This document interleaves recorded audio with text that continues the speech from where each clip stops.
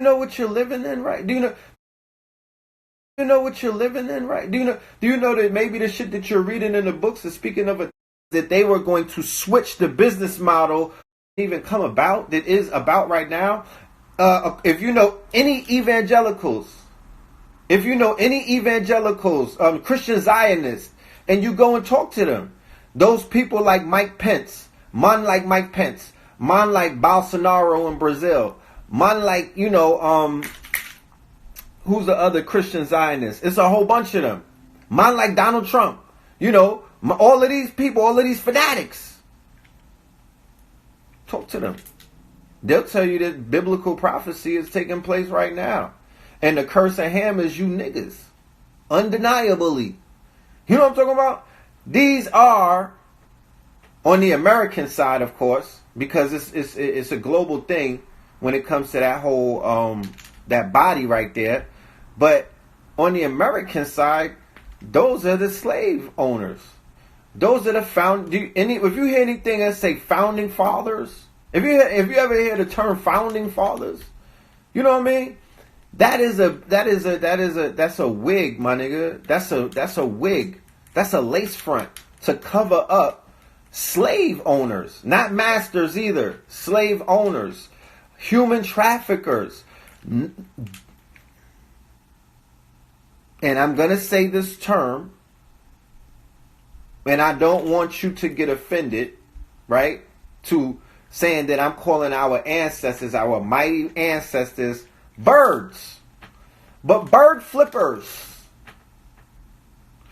Bird flippers. The original bird flippers. They were trappers, and then they start flipping niggas. I'm telling you, they were flipping people like birds. I'm gonna break it down. Give me a second.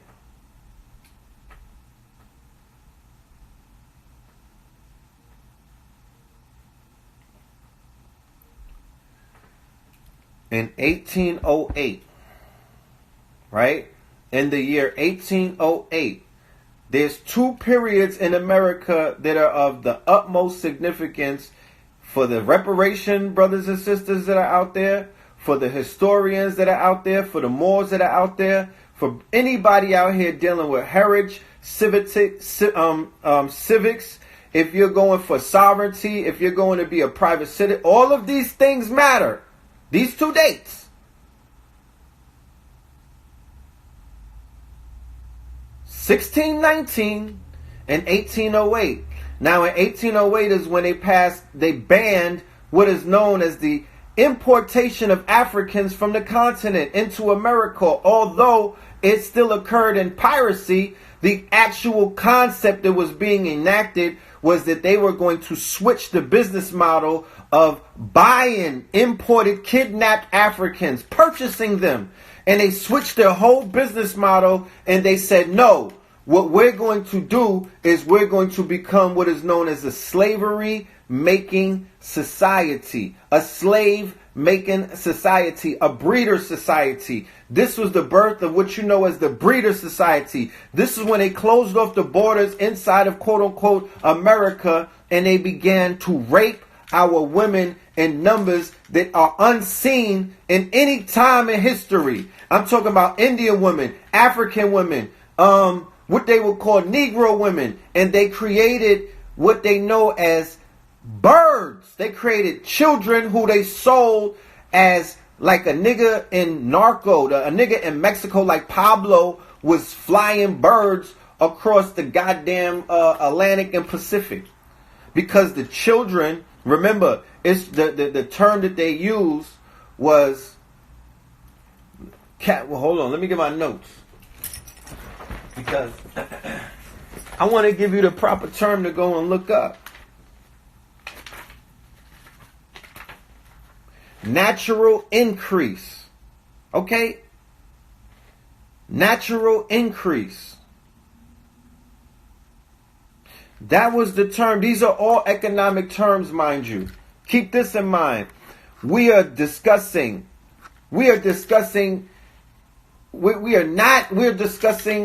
all of the bankers that they told you to look up to. All of these people who created these insurance companies, the first people to get rich in America. It's the same way that like the narcos are getting rich in Mexico, and then generations down the line, their children become power brokers in the states that those crops have created. They create narco states. Georgia was a narco state, okay? The Carolinas were narco states. Virginia, the Chesapeake Valley, narco states. Those were all slavery narco states. They were moving crops, my nigga. It started out tobacco, then it started out sugar, then it started out cotton. Those were crops. But the biggest crop that they could flip like a bird, like if a nigga say, yo, I want 10 racks right now. I need 10 racks. Yo, go and get that little wench from her mother. Right? Go and get the little wench. Or that occurred because you had these sales.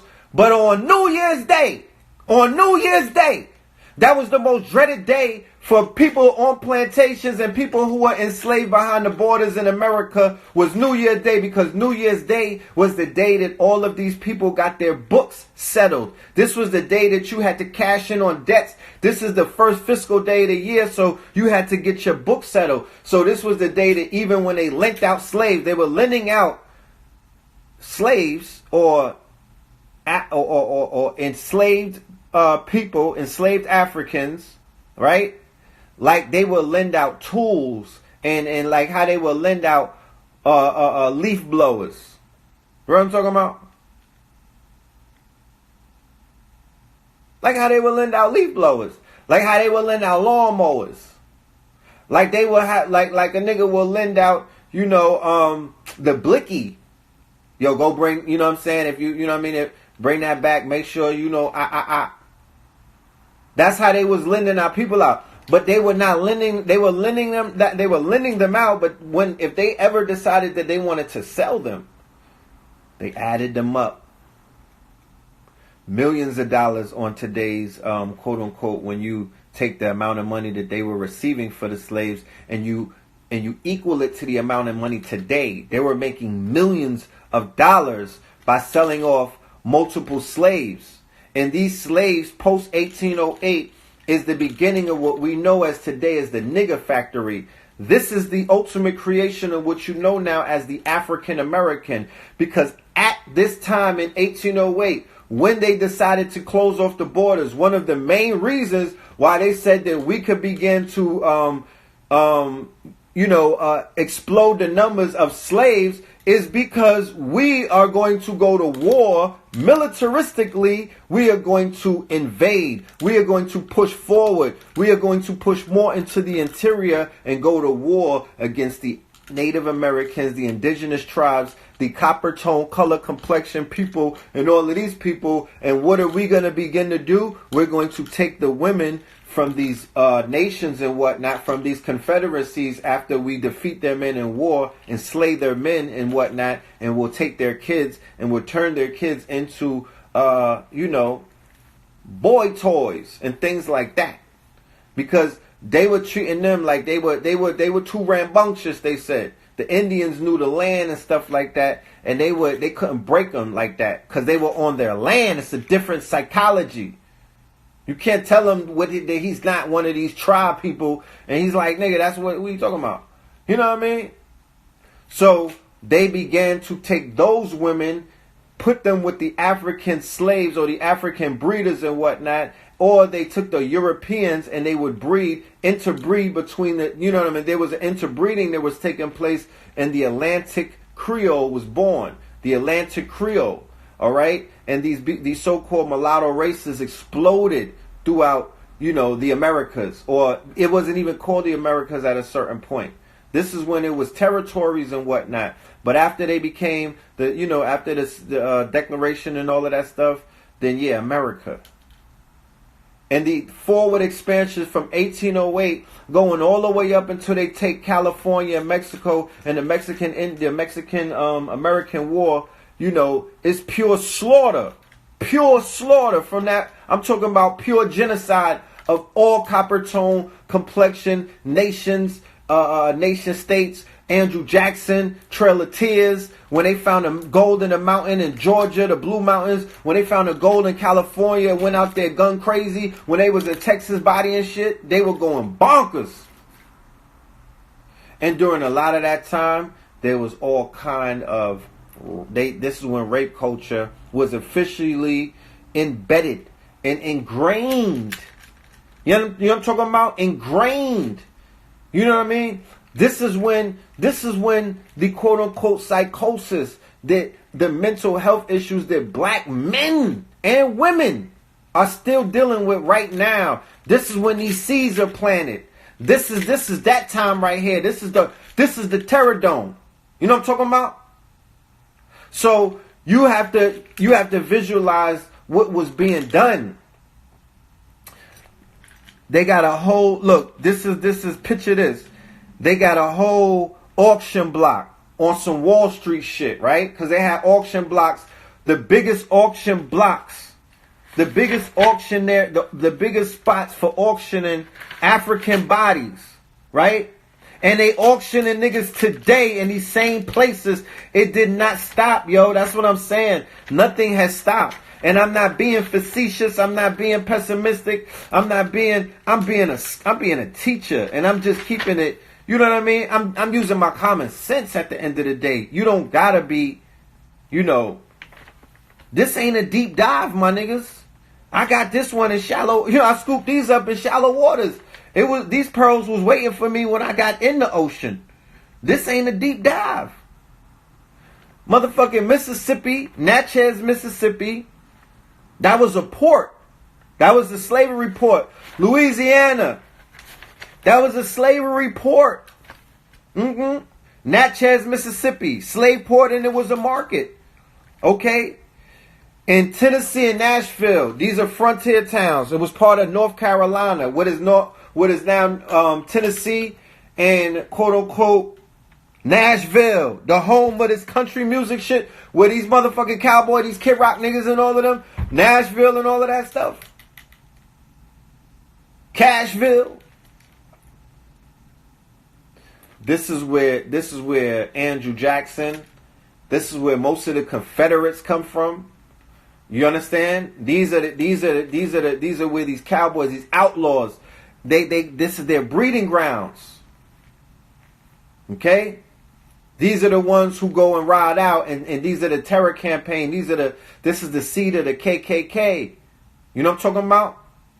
These frontier towns. Jacksonians. Waxhaw, where Andrew Jackson is born, in Waxhaw. Frontier towns. They don't got no culture. They more dealing with snake. They dealing with some whole savage shit, right? So you had Natchez, you had Tennessee, you had the Chesapeake, which was a slave port. That whole Chesapeake waterway and everything. They was moving niggas up and down. So to today. And then South Carolina, right? South Carolina by way of, the ports in South Carolina by way of Barbados, my Bayesian niggas, Wagwan, right? So, today, right now, in the now, the four main states that feed the prison complex industry is Mississippi, Louisiana, Maryland,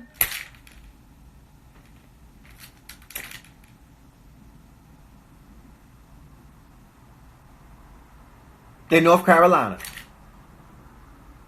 They feed the prison system. And the prison system is the plantation. In Angola and Louisiana, it's the plantation is the prison. Like, they didn't change much, guys. They didn't change much. So, the way that they are ushering our people inside of these jails, like cattle, and niggas is wearing that like a tattoo on the neck. Our people have been groomed and reared by these corporately controlled rap artists. Now you see that these niggas got strings on them. These corporately controlled, Don't think that this is the first time that niggas get their buttons pushed. It's the whole thing is about. It's all push button notification. Certain people were told what to rap about. Certain people were told what to say. Did Snoop Dogg apologize to the bitches that he said ain't hoes and tricks? I want to know that. Did he bundle that in the Susan Rice apology? Because they still got their feelings hurt.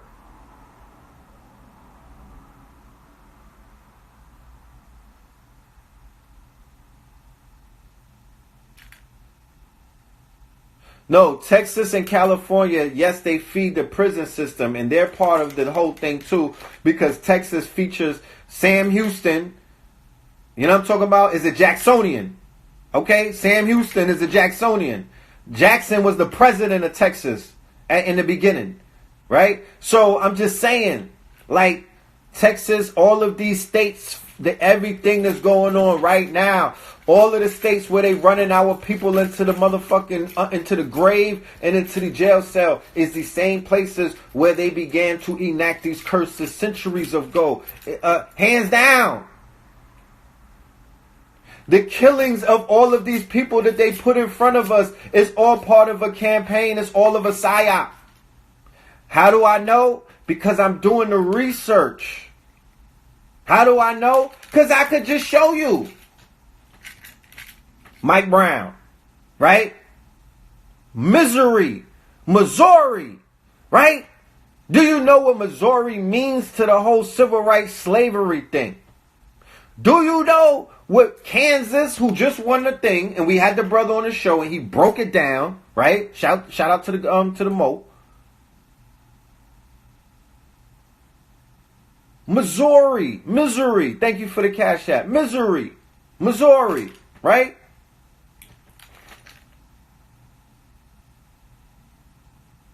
Trayvon Martin. He gets killed in Seminole County, Florida. Seminole County, when you do the research about the whole slave history and everything, Florida is featured heavily. Florida was almost like Maroon City, right? Think about where the Jedis was at when Darth Vader and everybody. Think about Zion and the Matrix, where all of them was hiding out and they was going to regroup before they went into the Matrix to do licks and whatnot and catch bodies and whatnot and hit and paint houses, right? That was Florida, the land of flowers.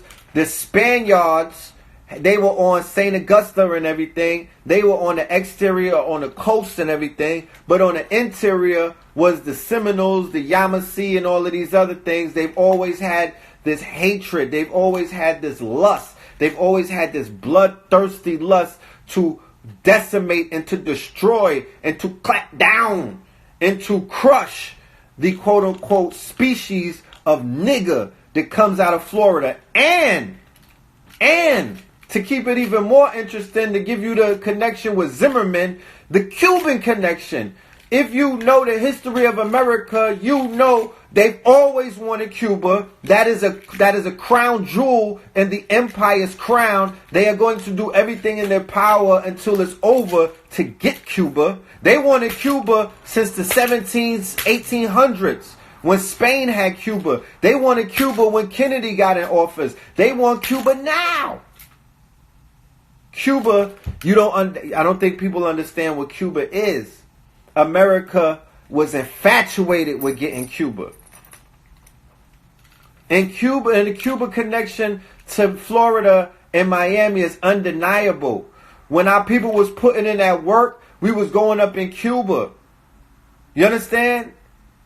So Florida, where they killed Trayvon Martin, where they set this whole thing off at. Charleston, South Carolina, where Dylan Roof put in the work. That's a slave port. That features heavily. Charlottesville, Virginia. That's a slave. That's dealing with this whole slave shit. It was a Robert E. Lee statue with a fucking marching of their army, the whole militia, and then they caught a sacrifice on a white girl named H.H. Okay? Stop playing with me. You don't see the rituals? And then So he goes in a church in Charleston and smokes a senator in the whole goddamn church. And then you got Freddie Gray. He's in Baltimore. That's Chesapeake Valley. That's the Chesapeake. That's the whole Chesapeake. The highest concentration of black men incarcerated is in Maryland. Facts. That's that whole DMV area. That's the Chesapeake. To this day, the highest rate of what they call what's that shit where people sleep with their brothers and whatnot? Incest. The highest rate of incest is in Baltimore to this day. Why? Because that was a slave breeding state. And they would have little boys sleeping with little girls who were probably related to each other or cousins and shit like that. The hypersexualization of our race was enacted during these times by these people, and the buck breaking of our men, the planting of these viruses, these antibodies, these pathogens. They did it when they first came. They actually killed the people with some shit like SARS or maybe like the coronavirus. You know what I'm talking about? It was almost like, imagine if they put eight cruise liners, right? 18 cruise liners, fill them up with Chinese people from Wuhan, right? And we not talking about Wu-Tang. We talking about Wuhan from the epicenter. Imagine if they just, no, fuck that. They loaded up all of the hospitals where people had the coronavirus and was like, nah, get on these cruise liners. We're going to take care of you on the sea, on some Caribbean cruise shit. And then they pulled up to the shores of America, and everybody that had the coronavirus hopped off and started running up in America. That's the same thing. And you might be like, that's impossible. That is exactly what they did coming in from Europe into the Americas. And they turned this whole, they was killing people by breathing on them. I can't describe the funk. The funk is, the description of the funk is unbearable. You know what I'm talking about? Nigga, the funk was so crazy on these Europeans, the boat was falling apart. In the sea, the wood was like, nah, I can't take it no more. No mas. I give up. He was falling out to the sharks. The wood of the ship. The ship was just falling apart. Nigga, these were walking coronaviruses. So it took them coming back like 3 times for the Indians to develop an immunity. They wiped out 2 consecutive waves of generations that they came into physical contact with. These are the same Puritans that when they came to America, I showed the article in a lecture. They would not take showers. The Puritans did not take showers. The Europeans thought taking showers was unholy. The Indians thought that they was crazy and was trying to get them to go in the creek and take their clothes off. They would go in the creek with their clothes on and just make sure that their clothes got clean. That's what we talking about. And it was an embarrassment probably because of what they're lacking and not packing. You know what I'm talking about? They probably didn't want to get dressed in front of, a nigga named Crazy Longhorse. You know what I'm saying? They didn't want to get undressed in front of him and take a fucking bird bath. So these niggas decided to stay dirty.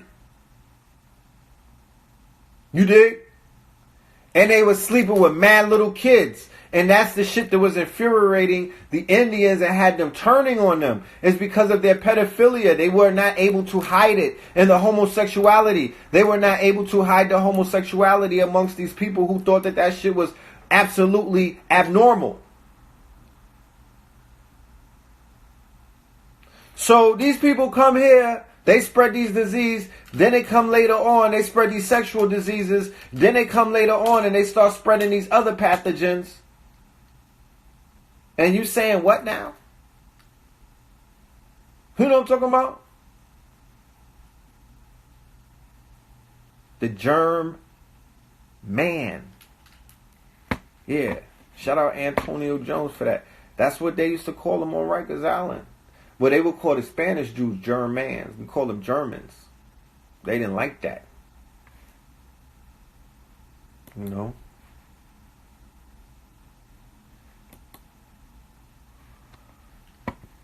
Man, the scalping. You know how many scalps they had of these Europeans, Joe? Don't ever, You're not gonna get this. People don't understand. We get the story from the perspective of the people that got scalps. We're not getting the story from the perspective of the scalper. We're not getting the story from the perspective of the lion. You got the hunter telling you the story, and niggas is running around regurgitating and proliferating that version of the story. And my nigga, that's not it. It's deeper than that. It's shit that was going down. People was getting their ass handed to them. People was fighting back. They had to move strategically before they outwitted certain people. But when disease starts to kill some of the stronger people, and when disease starts to, weaken the interior of a people who will serve as a heavy defense and whatnot, and you rely into the same kind of war tactics that you used against the Moors during the quote-unquote bubonic plague and whatnot. You implemented germ warfare. That is a tactic that they perfected. And it seems, looking at the whole Wuhan thing, and from where my resources are pointing to, it seems like these Americans have somewhat, even perfected their quote-unquote proxy wars by letting biogenetic weapons go off, and then blame it on other people.